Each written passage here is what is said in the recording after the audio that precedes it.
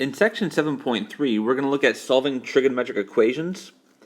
A trigonometric equation is simply any equation that involves trig functions such as sine, cosine, tangent, etc. We've seen identities in the past such as sine squared x plus cosine squared x equals to 1. And remember what an identity is it's an expression that's true for all values of the variable x. In this section, we're going to look on conditional trigonometric equations.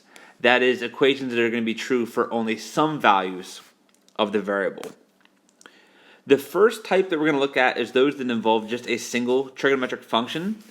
Generally, these can be solved by isolating the trig function and then either using our knowledge of the unit circle or perhaps a calculator to find the values of the variable that will work. In example 1, they're asking us to solve the equation 3 sine x minus 2 equals 5 sine x minus 1. Here this is an equation that only involves the variable sine of x. So what we want to do first is to try to get the sine by itself, so we're going to isolate it. We can do so by first subtracting 3 sine x from both sides. They'll cancel on the left-hand side, and this will move all of our sine terms to the right-hand side. We're going to have 2 sine x minus 1. We want to isolate the sine term, so we're now going to add 1 to both sides. We get negative 1 is equal to 2 sine x. And then the very last step would be to divide both sides by 2. And we find the following. This sine of x is going to be equal to negative 1/2. This is something that we should be able to figure out on our own from our knowledge of the unit circle. First of all, where is the sign going to be negative at? Well, from our all students take calculus, there should be an angle in quadrant 3 and also an angle in quadrant 4 where the sign should have the value negative 1/2. Furthermore, from our knowledge of reference angles, we would know that the first quadrant reference angle that would be associated to this value x would be the angle pi over 6, since the sine of pi over 6 is positive 1/2. So if we work backwards and use the idea of reference angles, we should solve for them. The third quadrant solution we will get is going to be 7 pi over 6. And then the fourth quadrant angle we would get would be 11 pi over 6. So we get two kind of angles, one coming from quadrant 3, the other coming from quadrant 4, but this isn't all of the solutions. In this problem, if we go back to the very directions, they ask us to solve the equation. And when they solve the equation, it means to find all solutions. Remember the idea of reference angles. Any angle that's coterminal to either one of these two would also be a solution to this equation. And that's kind of working off the fact that the sine is periodic with period 2 pi. So if I add any integer multiple of 2 pi to either one of those values, that will generate yet another solution to the equation. So the collection of all solutions are going to be of this form. X equals 7 pi over 6 plus 2 pi n, and x equals 11 pi over 6 plus 2 pi n, where n is any integer.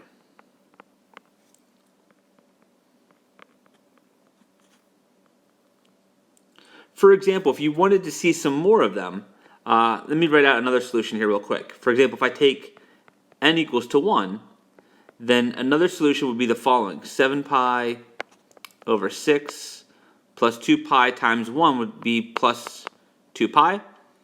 You could get a common denominator on this, get a common denominator of 6. 2 pi over 1 would become 12 pi over 6, and then 7 pi over 6 plus 12 pi over 6 would give us 19 pi over 6. You could let n is to be equal to 2, n equals to 3, or even 0, negative 1, negative 2, etc. But this would be the collection of all solutions to this first equation.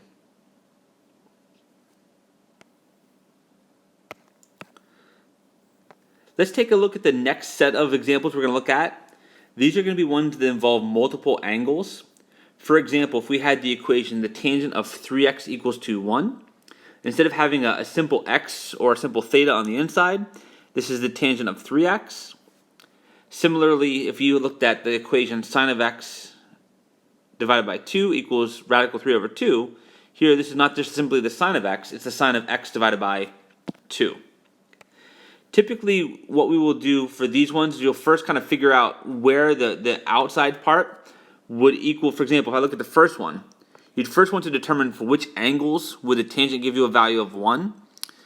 Solve for those basic angles, and then set the argument, which would be the 3x part, equal to those angles, and then you could go ahead and solve for x. Okay. In the batch of equations that we're about to do, both in example 2 and example 3, instead of looking for all solutions, let's just look for the solutions that are going to be over the interval 0 to 2 pi. And let's go back to that one we were just mentioning a moment ago. Let's solve the tangent of 3x equals to 1 over the interval 0 to 2 pi.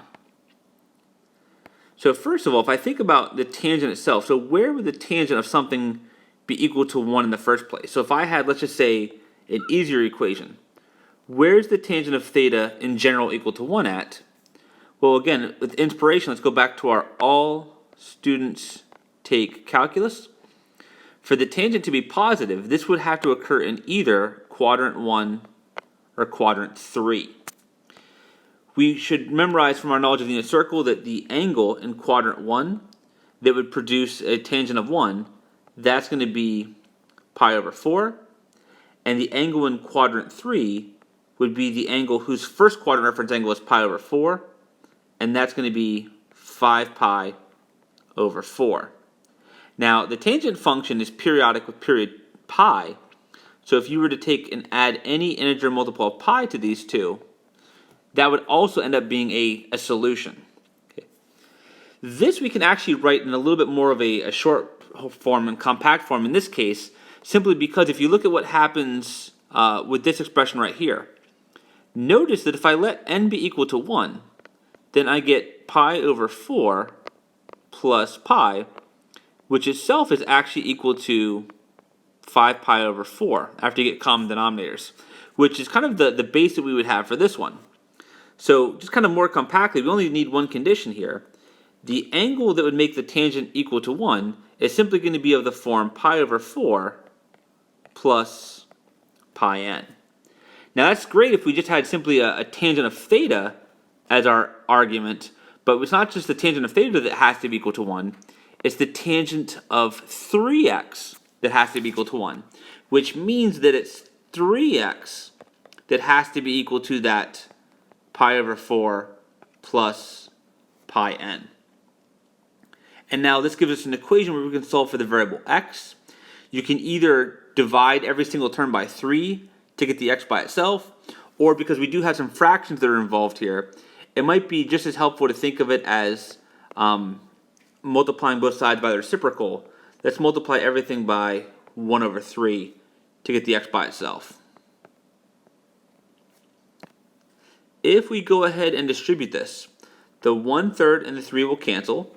So we're going to get that x equals, distributing the 1/3 through, pi over 4 times 1/3 will give us pi over 12 plus pi n over 3. And this would give us all of the solutions to this equation. Recall, we're not looking for all solutions, we just want the ones that are going to be over the interval 0 to 2 pi. So let's see for which values of n would this happen. First of all, very quickly you can determine that n is not going to be allowed to be a negative number. If you try n equals -1, -2, etc., already this would be like pi over 12 plus a negative pi over 3. And when you try to combine those, pi over 12 plus negative pi over 3, after common denominators, this would become negative 3 pi over 12, which would be negative pi over 4. And we've already fallen outside of that range. If n is anything larger than -1, like -2, -3, you're simply going to get a larger negative angle, so none of those will work. Okay. When n is equal to 0, we get the solution x equals pi over 12 plus pi over 3 times 0. So that's going to be pi over 12. That one works. if n is equal to, let's say, 1, then we would have pi over 12 plus 1 times pi over 3. If we get a common denominator and work this out, that will end up being 5 pi over 12, which is in between 0 and 2 pi, so that works. Let's try n equals to 2. If n is equal to 2, then we get pi over 12 plus 2 times pi over 3. If we get common denominators and combine those, that's going to reduce to 3 pi over 4. So that's also in the range, so that one works. Let's try n equals to 3. If n is equal to 3, then it's going to be 3 pi over 3, or just pi, plus our pi over 12. That, if we combine it, that will end up giving us 13 pi over 12. That's also between 0 and 2 pi. Skipping ahead a little bit, if you do n equals to 4, that will produce 7 pi over 12, which is valid. When n is equal to 5, you will get the solution 7 pi over 4. And now we come to n equals to 6. Watch what happens here. If n is equal to 6, then this would be pi over 12 plus pi n, that's going to be pi times 6 over 3. And you don't even really need to do any computation here. 6 pi over 3 is already what? 2 pi plus an additional pi over 12 will certainly be more than 2 pi. So it already exceeds that. And so for n equals to 6, 7 or higher, you will now be outside of that range. So altogether we get 6 solutions for this equation. They are pi over 12, 5 pi over 12, 3 pi over 4, 13 pi over 12, 17 pi over 12, and 7 pi over 4. And notice, how did we do that? Well, we did it by kind of just working on with the basic angle, tangent of theta equals to 1. So just solve for where is that trig function equal to the value that you're looking for. So find those angles first. If you want to do like a substitution, you could let theta equal to 3x, solve for theta first from our unit circle knowledge, and then replace the theta with 3x and solve the equation for x. Let's do one more of this type. Let's see if we can solve the equation sine of x divided by 2 equals radical 3 over 2. And again, we're going to do this between 0 and 2 pi. Okay. So first things first, let's see if we can just find in general, for what angles, let's call it theta, would the sine of theta give us a value of radical 3 over 2? Well, we think, okay, all students take calculus. We know that the sine is going to be positive in quadrant 1 and also quadrant 2. The first quadrant angle we should already know immediately. In quadrant 1, the sine has the value radical 3 over 2 when the angle is pi over 3. And then, of course, any integer multiple else would look for that. Excuse me, that's theta, not x. And what would the angle in quadrant 2 be? Well, that's going to be the second quadrant angle whose first quadrant reference angle is pi over 3, and that is going to be 2 pi over 3, or of course any 2 pi integer multiple of that. So these would be the angles that we would need on the inside of the sine function in order to get the ratio or the value radical 3 over 2. Well, specifically, what is the inside, or what was that angle? That angle is x over 2.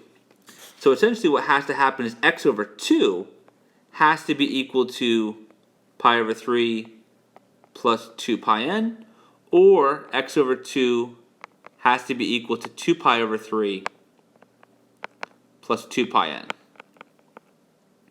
This gives us an equation now where we can solve it for the variable x.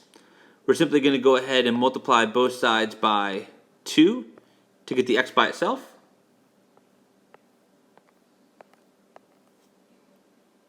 And same thing over here, multiply both sides by 2. This would tell us that x is going to be equal to, distribute, 2 pi over 3 plus 4 pi n, and x equals 4 pi over 3 plus 4 pi n.